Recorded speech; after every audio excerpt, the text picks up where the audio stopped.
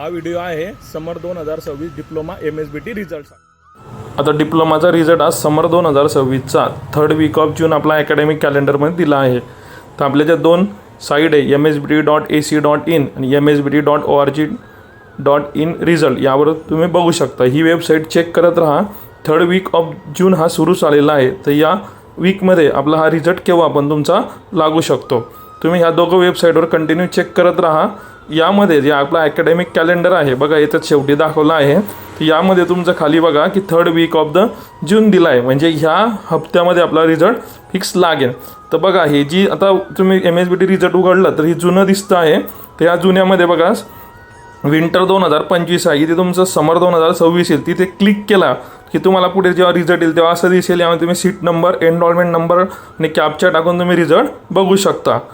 सर्वांना रिझल्टसाठी all the best.